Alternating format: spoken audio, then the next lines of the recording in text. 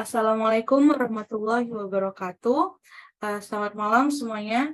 Perkenalkan, nama saya Ashifa Naila Al-Husna dari Program Studi Pendidikan Dokter Fakultas Kedokteran Universitas Sriwijaya Angkatan tahun 2022. Pada kesempatan ini, saya akan memberikan penjelasan dan edukasi kesehatan jasmani sebagai tugas mata kuliah neuromuskular yang diberikan oleh dosen pengampu saya, yaitu Pak Arwan bin Lato, SPD MKes. Di Zoom meeting ini saya nggak sendirian, ada teman-teman saya, ada Rima, ada Reva, ada Neiza, ada Kalisa, ada Debbie, dan Anissa Fayez. Sebelumnya teman-teman makasih ya udah menyempetin waktunya untuk ikut di Zoom edukasi kesehatan jasmani ini. Oh ya, aku izin recording ya teman-teman. Oke, mungkin kita langsung aja ke mulai edukasinya. Aku izin share screen. Apa udah kelihatan? Udah. Oke. Jadi kita mulai aja edukasi kesehatan jasmani. Outline-nya itu ada kebugaran tubuh, pentingnya melakukan aktivitas fisik atau olahraga, pemanfaatan aplikasi Pacer Health, dan kesimpulan. Outline pertama, kebugaran tubuh. Apa sih kebugaran tubuh itu? Kebugaran adalah kemampuan tubuh untuk berfungsi secara efektif dan efisien. Kebugaran jasmani adalah suatu kebutuhan yang harus kita penuhi agar tubuh kita dapat melakukan banyak aktivitas dengan baik. Kebugaran jasmani dapat dikatakan sebagai kesanggupan dan kemampuan tubuh melakukan penyesuaian atau adaptasi terhadap pembebasan fisik yang diberikan kepadanya dari kerja yang dilakukan sehari-hari tanpa menimbulkan kelelahan yang berlebihan. Nah, ada pembagian kebugaran. Jadi, kebugaran itu dibagi menjadi dua. Ada anatomical fitness dan physiological fitness. Nah, yang pertama itu anatomical fitness. Anatomical fitness itu adalah hal yang sukar dikembangkan karena pengembangannya itu dimulai dari masa kecil atau kanak-kanak, sehingga memerlukan banyak waktu. Dan hasil yang dihasilkan itu sangat minim karena dipengaruhi oleh faktor-faktor herediter atau keturunan. Lalu yang kedua ada physiological fitness. Physiological fitness itu adalah kemampuan tubuh untuk menyesuaikan fungsi fisiologisnya terhadap lingkungan dan terhadap tugas fisik yang memerlukan kerja otak. Jadi karena si physiological fitness ini lebih menyesuaikan terhadap lingkungan dan memerlukan kerja otak, si physiological fitness ini lebih efisien daripada si anatomical fitness. Lalu ada komponen kebugaran tubuh. Jadi komponennya ini ada 10. Yang pertama itu ada koordinasi. Koordinasi itu adalah suatu kemampuan tubuh untuk menggerakkan beberapa bagian tubuh yang berbeda dengan efisien dan tepat. Nah, contoh latihan koordinasi itu dapat dilakukan dengan gerakan memantulkan dan menangkap bola ke dinding secara berulang, dan melambungkan dan menangkap bola secara berulang. Lalu yang kedua ada kelincahan. Jadi kelincahan itu adalah kemampuan tubuh untuk bergerak secara cepat dan tepat tanpa kehilangan keseimbangan. Nah, contoh latihan yang dapat dilakukan untuk meningkatkan kelincahan itu ada shuttle run. Yang ketiga ada daya tahan. Daya tahan adalah keadaan di mana seseorang melakukan beberapa aktivitas dengan tempo bersamaan tanpa merasakan lelah yang berlebihan. Contoh daya tahan itu contoh latihan untuk meningkatkan daya tahan itu ada jogging, bersepeda, dan berenang. Yang keempat, ada kekuatan. Kekuatan adalah kemampuan otot untuk mengangkat beban dalam aktivitas sehari-hari. Beberapa latihan yang dapat dilakukan untuk meningkatkan kekuatan adalah push up, back up, pull up, dan sit up.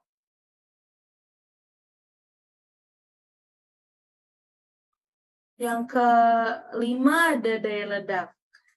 Daya ledak adalah kemampuan tubuh untuk mengeluarkan kekuatan secara maksimal dalam waktu singkat. Nah, jadi daya ledak ini bisa dikatakan sebagai gabungan antara komponen kekuatan dan kecepatan. Untuk contoh latihannya itu dapat dilakukan dengan squat jump, front jump, dan set jump. Yang keenam ada kecepatan.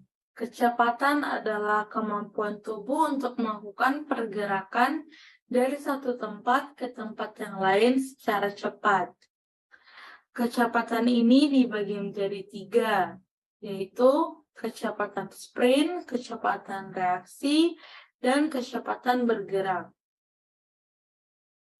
Contoh latihannya adalah lari cepat dari jarak 50 meter, 100 meter, hingga 200 meter. Yang ketujuh ada kecepatan reaksi. Kecepatan reaksi adalah kemampuan seseorang untuk bertindak atau menangkap rangsangan dengan cepat. Untuk melatih kemampuan dalam kecepatan reaksi, beberapa latihan yang dapat dilakukan itu seperti melempar dan menangkap bola. Yang kedelapan ada kelenturan. Kelenturan adalah suatu kemampuan tubuh dalam melakukan gerakan secara maksimal. Kelenturan ini didukung dengan faktor seperti usia, kualitas otot, struktur sendi, dan ligamen. Jenis olahraga yang dapat dilakukan untuk melatih kelenturan tubuh itu diantaranya ada senam yoga dan tai chi.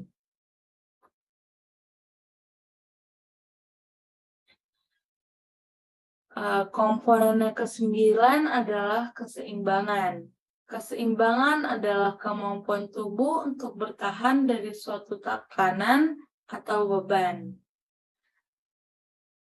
Contoh latihan dapat dilakukan untuk menjaga keseimbangan itu ada gerakan sikat lilin dan berdiri dengan satu kaki. Komponen yang terakhir itu ada komposisi tubuh. Komposisi tubuh adalah suatu perbandingan rasio tubuh yang memiliki massa lemak dan tanpa lemak. Latihan yang dapat dilakukan adalah olahraga ringan seperti berjalan kaki. Lalu masuk ke outline yang kedua, yaitu pentingnya melakukan aktivitas fisik atau olahraga.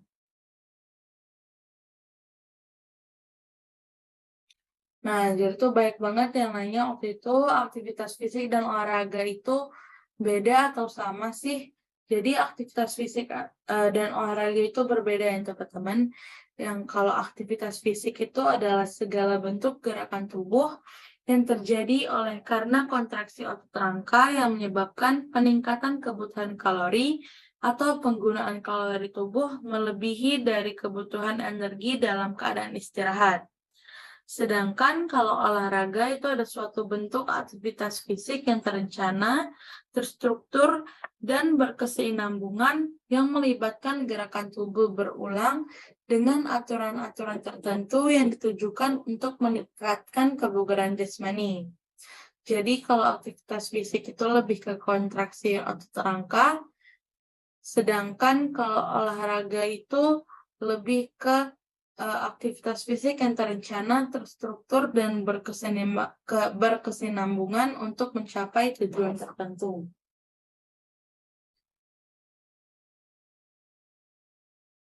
Nah, jadi manfaat dari aktivitas fisik dan olahraga itu ada dalam berbagai aspek. Nah, ini yang pertama ini ada aspek fisik.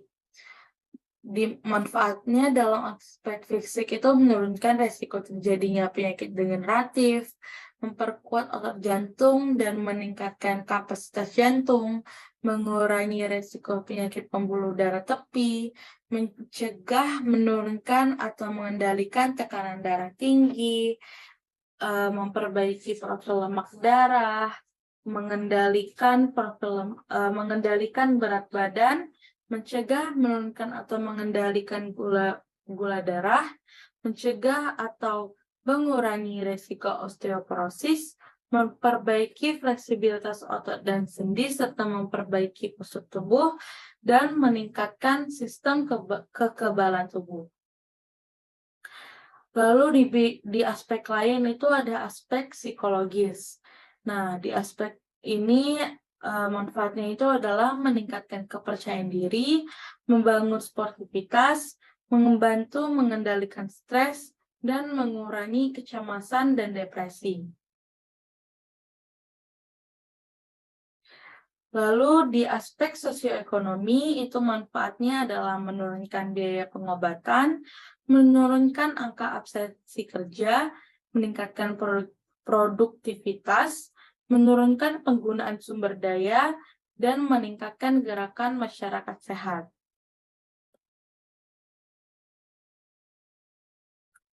Masuk ke outline yang ketiga itu pemanfaatan aplikasi Peser Health.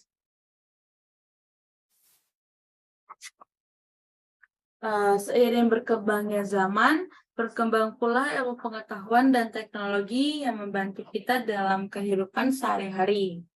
Nah, ada baik contoh penerapan teknologi di berbagai bidang.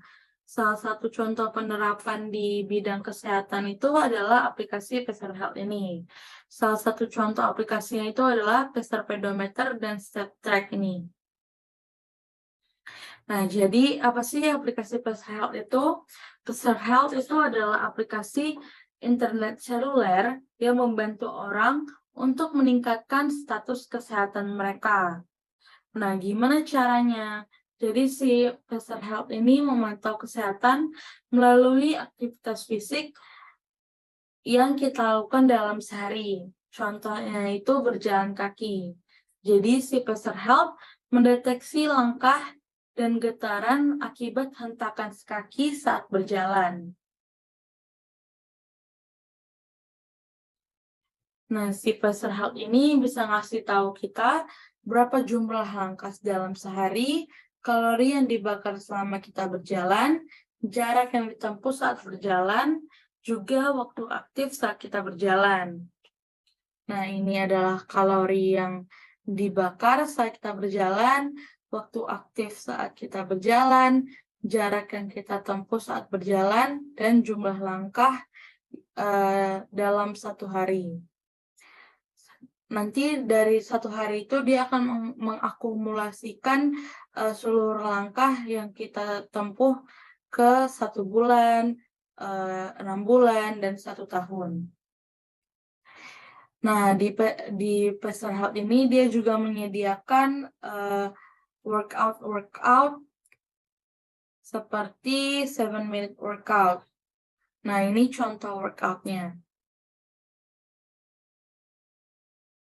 Nah, jadi si Peser Health, nah kalau teman-teman ada yang tertarik untuk memonitor kesehatan melalui langkah kaki, boleh download aplikasi Peser Health ini, si Peser Pedometer dan Step Tracker di Play Store atau di App Store.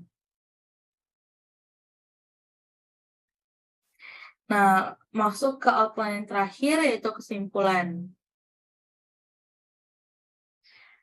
Jadi kesimpulannya adalah kesehatan jasmani adalah hal yang sangat penting untuk kesehatan dan kebugaran tubuh. Hal yang dapat kita lakukan untuk menjaga kesehatan jasmani adalah dengan melakukan aktivitas fisik atau olahraga. Salah satu langkah awal yang dapat kita lakukan adalah memantau aktivitas fisik melalui aplikasi monitor kesehatan. Contohnya itu adalah Peser Health yang sudah saya jelaskan tadi. Ini daftar pustaka, yaitu sumber-sumber yang saya gunakan dalam membuat edukasi kesehatan jasmani ini.